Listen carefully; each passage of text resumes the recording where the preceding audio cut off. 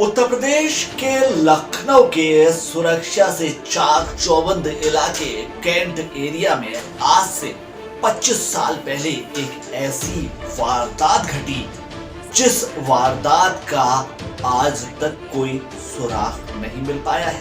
दरअसल ambassador car में सवार 4 लोगों को गोलियों से भून दिया गया और वो भी लखनऊ के इतने सुरक्षित इलाके में। 1998 में ये घटना घटी थी, जिस घटना में AK-47 का इस्तेमाल हुआ था। श्री प्रकाश शुक्ला और ब्रिजेश मिश्रा जैसे लोगों पर शक की सुई गई, लेकिन 25 साल बीत जाने के बाद भी आज तक इसका कोई भी सुराग नहीं लग पाया। क्राइम की ये एक बड़ी घटना थी और जिस तरह से इस घटना की छानबीन में पुलिस ने रात दिन एक कर दिए, लेकिन अभी तक कोई भी सुराग नहीं जुटा पाई। इस घटना के पीछे कौन जिम्मेदार था, किस गैंगस्टर का हाथ था, ये भी अब तक पता नहीं चल पाया है। और लखनऊ का इतना सुरक्षा से चाक चौबंद इलाका आखिर कैसे अपराधियों के लिए ऐसी जगह बन गया जहां से उनके बारे में कुछ भी पता कर पाना मुमकिन नहीं हो पाया। दरअसल 2 लोगों ने इस घटना को अंजाम दिया था। एक के पास AK-47 थी और दूसरे अपराधी के पास पिस्टल थी। जो साक्ष्य थे उन्होंने यही बताया, लेकिन पहचान उनकी नहीं हो पाई। आखिर कौन था इस बड़ी घटना के पीछे और क्यों उलझ गया है 25 साल बाद भी ये केस, बताएंगे आपको इस रिपोर्ट में। उत्तर प्रदेश की राजधानी लखनऊ में 25 साल पहले हुए हत्याकांड का सुराग अब तक नहीं लग पाया है। इस हत्याकांड में AK-47 का इस्तेमाल हुआ था और ये लखनऊ के रिहायशी और सुरक्षा से चाक चौबंद एरिया कैंट में हुआ था। आपको बता दें कि एम्बेसडर सवार लोगों पर ताबड़तोड़ फायरिंग करके 4 लोगों की इस हत्याकांड में हत्या कर दी गई थी। लखनऊ के कैंट इलाके में हुई इस वारदात के आज 25 साल बीत जाने के बाद भी सुराग नहीं लग सका है। इस मामले में श्री प्रकाश शुक्ला से लेकर ब्रिजेश सिंह तक शक की सुई घूमी, लेकिन अब तक असली अपराधी पुलिस की पकड़ में नहीं आए, जबकि पुलिस ने जी जान लगाकर इस मामले की पूरी छानबीन की। आपको बता दें कि 18 जनवरी 1998 के दोपहर 2 बजे पुलिस को यह सूचना मिली कि कैंट में स्थित एक पेट्रोल पंप के पास एक सफ़ेद एम्बेसडर कार में 4-5 लोगों को गोली से छलनी कर दिया गया है।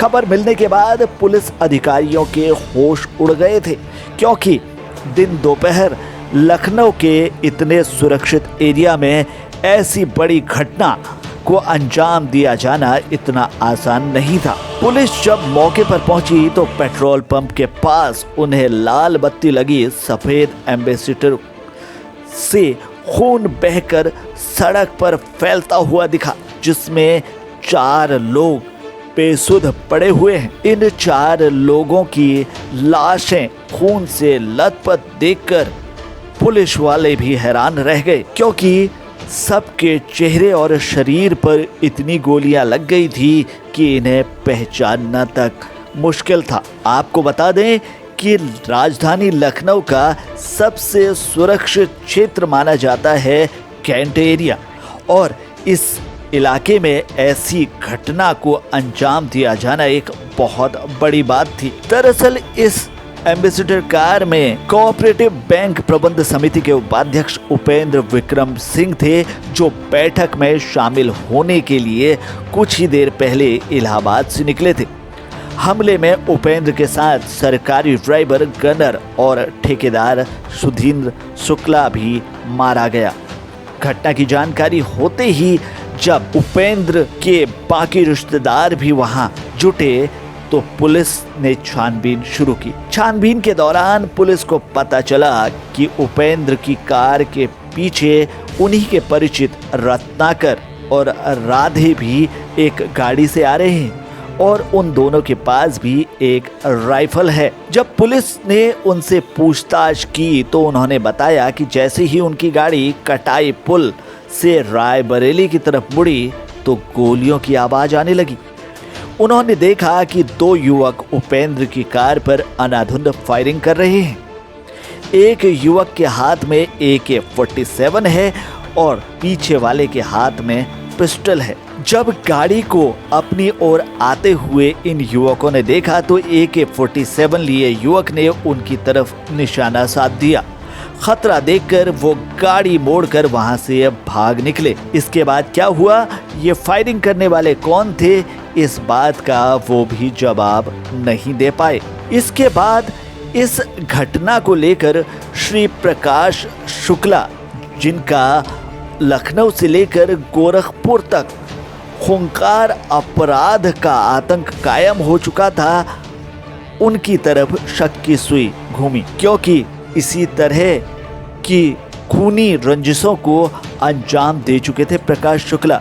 लेकिन फिर भी बात ये साफ नहीं हो पाई कि क्या वाकई में इसके पीछे श्री प्रकाश शुक्ला का हाथ था। वहीं पुलिस की जांच में ब्रजेश सिंह का नाम भी आया, क्योंकि ब्रजेश से भी कहीं ना कहीं उपेंद्र विक्रम सिंह का कुछ ना कुछ लेना देना था और इसी मामले को लेकर कहीं ना कहीं शक की सुई ब्रजेश सिंह की तरफ भी घूमी। लेकिन ब्रजेश सिंह भी इस घटना में कहीं तक भी शामिल नहीं दिखाई दिए, जिसके बाद शक की सुई पूर्वांचल के ठेकेदार नागेंद्र सिंह पर घूमी और नागेंद्र सिंह का भी इसमें कोई हाथ शामिल नहीं लगा। वहीं 25 साल बीतने के बावजूद वारदात और हत्यारों के बारे में कोई सुराग नहीं मिल सका। पुलिस ने शुरुआत में काफ़ी मशक्कत की, लेकिन कहीं से कोई सुराग नहीं मिल पाया, जबकि शक के घेरे में आए सभी लोगों को निशाने पर लिया गया। बावजूद इसके घटना का मोटिव भी तलाश नहीं किया गया। हत्याकांड में नामजद श्री प्रकाश शुक्ला के STF की मुठभेड़ में मारे जाने के बाद पुलिस ने इस मामले को भी उसी के साथ बंद कर दिया है। तो लखनऊ में हुई इस घटना का आज भी कोई सुराग नहीं मिल पाता है। देश और दुनिया से जुड़ी ऐसी ही तमाम खबरों के लिए बने रहिए हमारे साथ, देखते रहिए हमारे चैनल को। अगर आपको हमारा वीडियो पसंद आया हो तो वीडियो को कर दीजिए लाइक। चैनल में नए आए हैं तो प्लीज़ जल्दी से कर दें सब्सक्राइब।